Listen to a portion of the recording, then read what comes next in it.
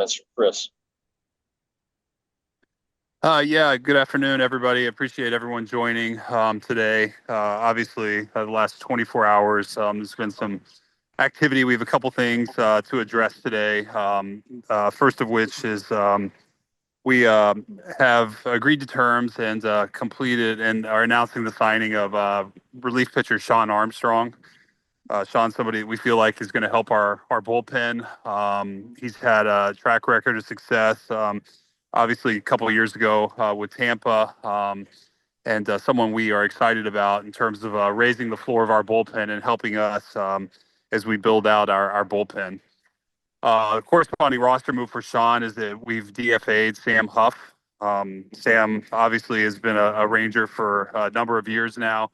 It's always hard to make these decisions. That said, given our catching situation, where we are, we felt like this was the right move for us moving forward. So, secondly, as was announced yesterday, we traded Nathaniel Lowe to Washington for relief pitcher Robert Garcia.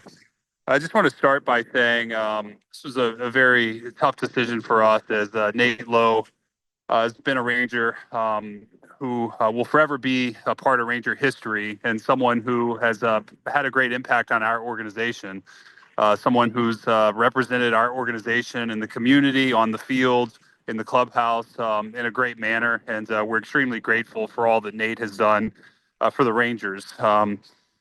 This was a decision that we felt like was in our best interest moving forward. Obviously, with the acquisition of Jake Burger and needing to address our bullpen, this was a way to do it. And we felt like we got a very good young, very good arm in Robert Garcia, someone who can pitch at the end of games, pitch in the leverage moments, and certainly is going to impact our team in a positive manner. So with that, I'm happy to answer any questions and address as much as we can. Okay, we'll keep this pretty open since it's a small group, but don't need to raise hands. But let's start with Evan Grant. Hi, Chris. To the on the Low trade, well, let me ask you one question before we get started.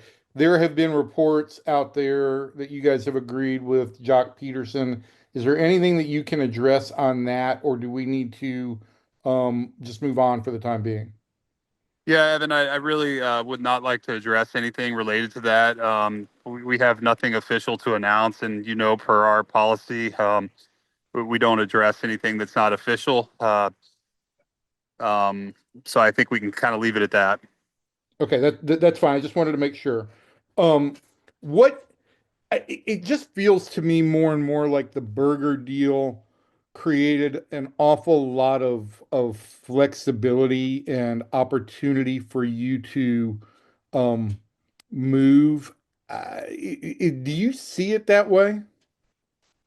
Well, I think that I mean we've had yes, to some extent. I mean, I think what I see at the burger deal is that we got a player that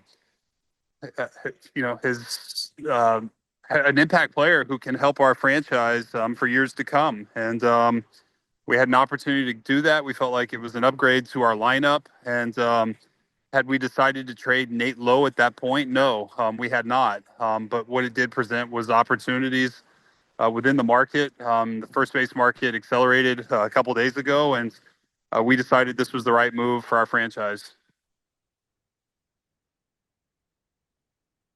Um, you have now added four relievers in the last 3 weeks. You knew you had a lot to do in the bullpen. Do you feel like you still have more to do in the bullpen? Yes, I do feel that way. I'm very happy with the moves we've made, adding Hobie, Jacob Webb, Sean Armstrong, Robert Garcia. But certainly we don't want to stop. We feel like we're trying to build a team that can compete for a division title and hopefully a World Series championship. And we're going to need to continue to pursue leverage arms. And that's not going to be just this offseason. That's going to be into the season as well. Okay, thanks, Chris. I'll turn it over to others.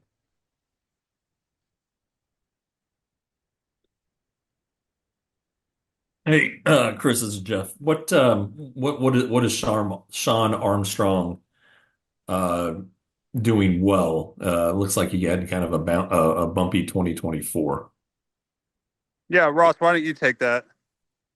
Sure, Jeff. Yeah, I think with Sean, it's somebody that has pitched in a variety of roles in his career. He's pitched leverage. We see some bounce back qualities there.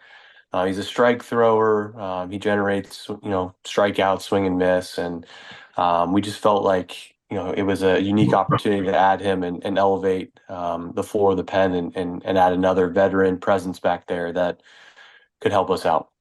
Uh, I'm sorry. Did you guys say it's a 1 year deal? I'm assuming. Yes, it is. Okay. Okay.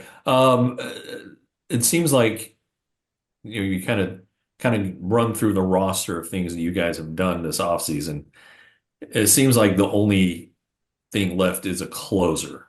Is that fair to say, or can these guys somehow combine to make a good closer? Well, I think our job is to continue to find ways to upgrade the roster, and if there is the right fit at the back of the bullpen, we value that immensely. Obviously, 2 years ago we traded for that. The year we acquired Aroldis Chapman, and last year we had two great options in David Robertson and Kirby Yates. And so I think we do value the back end of the bullpen, and I think we'll look to try to continue to find ways to fill that role. In trading Nathaniel, um, how do you guys replace his defense? I know first base isn't a premium defensive position, but is Jake Burger up to the task? What work does he need to do to make himself better? Well, Jake is up to the task, and we're very confident that while he doesn't have a ton of experience there, that he'll have a quick learning curve. He's played third base primarily as a major leaguer. We feel like if he can play third, he can transition to first. And we saw the strides that Nate made at first base from where he started when we acquired him to where he made himself as over the last couple of years as a first baseman. And, we believe in Jake, the person, and we believe he can make the same strides. All right. Thank you. I guess going off of that, do you see? I guess Jake's going to be the first baseman. I guess go entering spring training. Correct.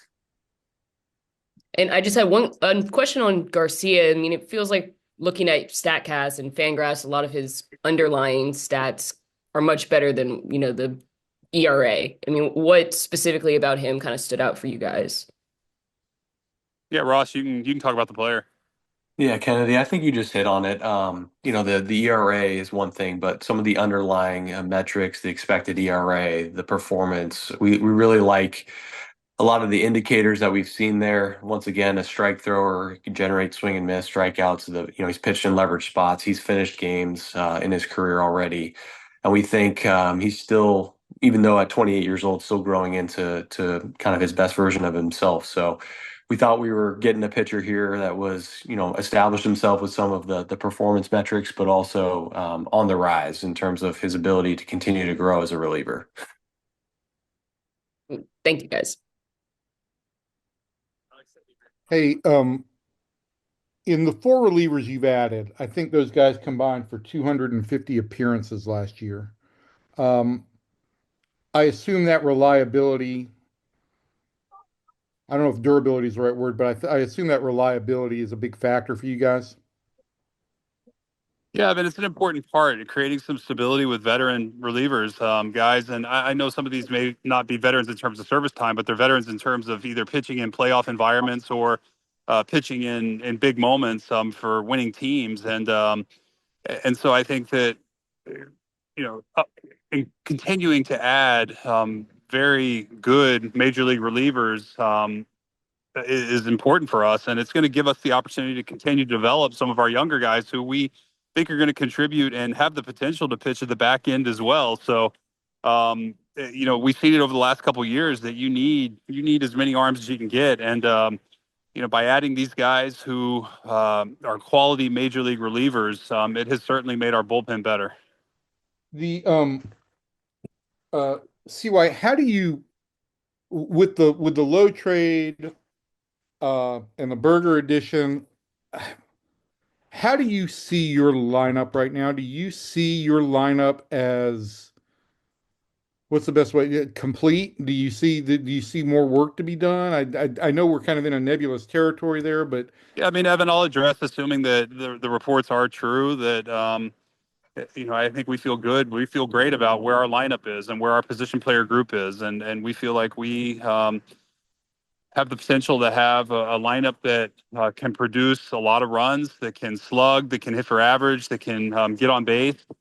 And we have a multitude of options for Boch in terms of how he can deploy these guys. And so we're really, really excited about it from an offensive standpoint. We feel very good about our starting pitching. And now the bullpen is the primary focus. And we'll continue to look to, all ways to improve our roster and our club before we get to spring training.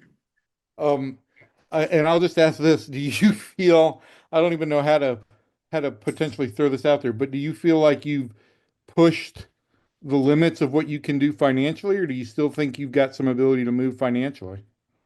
Um, as I've said before, and I'll continue to reiterate, ownership wants to win, and they've been extremely supportive in allowing us the financial resources, affording us the financial resources that we need to put a competitive club on the field. Great. I'm sorry to make you repeat it. It just, you know, Are you done with your thought, Evan? yes. Okay. Hey, Chris, have you guys had the opportunity to meet with Roki Sasaki, or is there anything planned there? Yeah, Jeff, we did have the opportunity to meet with Roki. We had a great meeting. Beyond that, I'm not going to comment any more out of respect to Roki and his process, but we really enjoyed our time, and it's about the extent of anything I will say on that today. But within the last few days? Last week. Okay. Thank you. If anyone else has anything, feel free to jump in here.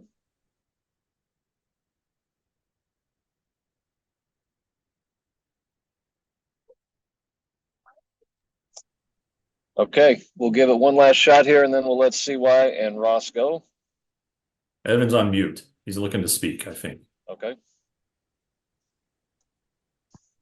Sorry. CY, just again, for purposes, you said you guys did meet. Is that face to face, or can you confirm or deny that? We met in person. Okay. Thank you.